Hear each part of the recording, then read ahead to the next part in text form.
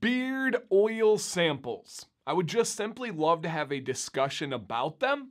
Are they a no-brainer, or is it not exactly worth it? Are there different angles to think about? And this is not a sponsored video. It's not a promotion. I'm not trying to sell anything here, so I'm not even showing any because I don't want people, getting the wrong impression.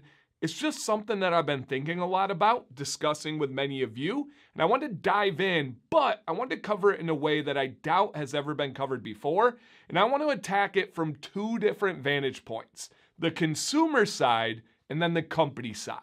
I am this middleman where I get to hear from everybody. I get to hear about challenges from companies, but I get to hear about concerns and frustrations from consumers.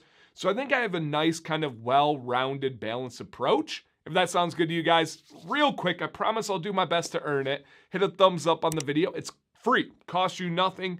And if you like talking beard products, consider subscribing. It is what we do here and we love it. Shout out to those returning subscribers. Let's start from the lesser talked about side and the company side of things. Is it worth it for a company to give beard oil samples as a product offering?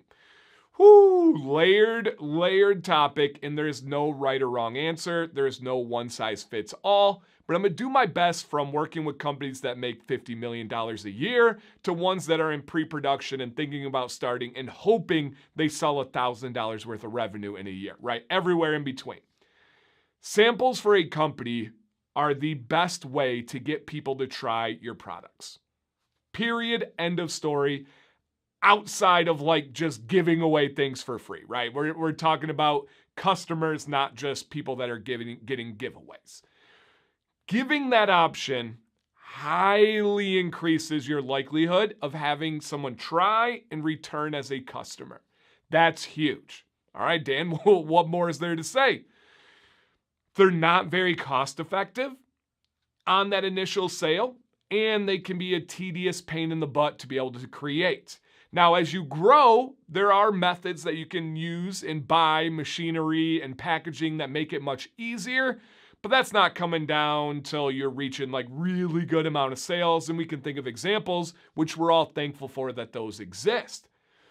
But to get small bottles, especially ones that are a dram and have a pipette, and then you need little tiny labels on them, and then you need some kind of container to deliver them, it starts to add up on cost. It also is a pain in the butt to be able to fill them. To give you guys an example, most companies of a moderate size, they have some kind of filling machine, whether it is a hand 1x1 little lever, or they use a little foot pedal that has a base that sucks up the oil, and every time you hit the foot pedal, it uses why am I blanking on it?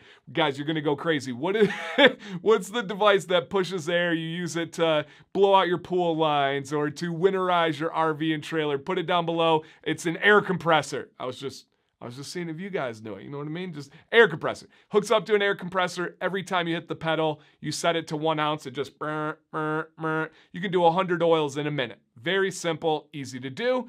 Others have automated lines where you just set it and it just goes through the conveyor belt, fills them, labels them, gets them out to go, right? All varying levels of cost, of course.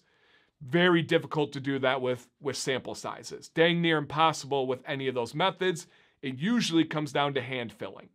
And when you are a mom and pop owned company, time is of the essence, especially if this is a side hustle that you're building and dreams to have as a career, but you have a full-time career. You have a family, you have kids, you have sports, you have other activities that you really have to prioritize your time. And if you're growing your business and you're focusing on surviving and getting revenue to be able to pay the bills and make new stuff, sometimes it's hard to justify taking a big chunk of time and spending it on samples where even on the sale you lose money in hopes that they come back in the future.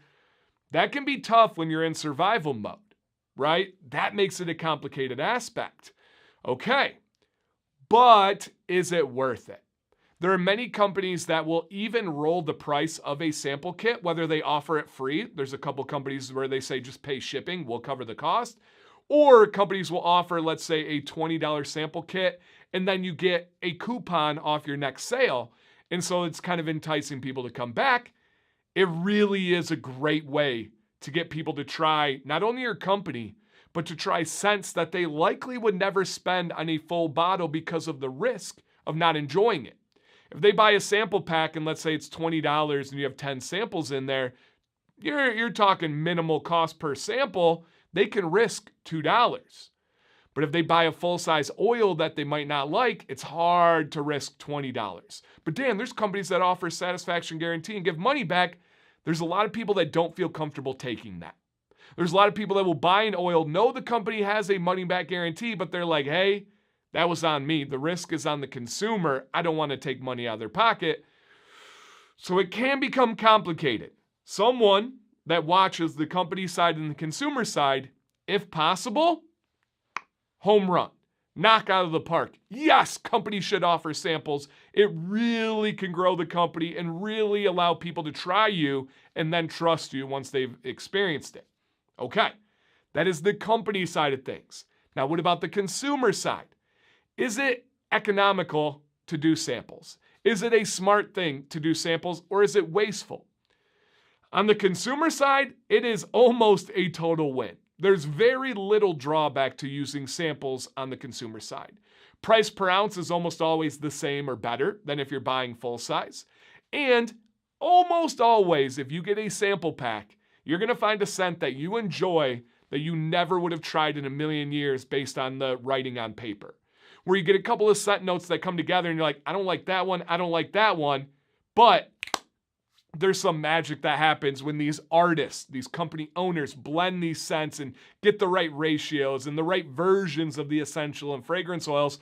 And it comes together in this way that you're like, I did not see that coming, but it's fantastic. One of the things that I have to do is test scents that I don't think I would like because it's part of my career when I do reviews. And oftentimes I get surprised. Maybe it's not an obsession, but I'm like, I don't hate this one. I'll wear this one again. Or I start to think, oh man, my buddy would love this one. Or I know somebody out there would love this one. The sample packs really open things up. You get to not only try their carrier blend, but at the same time and at the same cost, you get to try their scent profiles. That's huge. On the consumer side, home run. No doubt about it. On the company side, hopefully I gave you guys, the viewers, the consumers, a little bit of food for thought on the challenges that come with samples, but also for companies, the upside that comes with samples. So to round this out, guys, to end this, and a nice little perk is they make amazing little travel containers.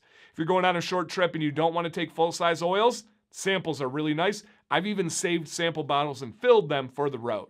Just a little extra for you guys in there for free, even though the video is free to begin with.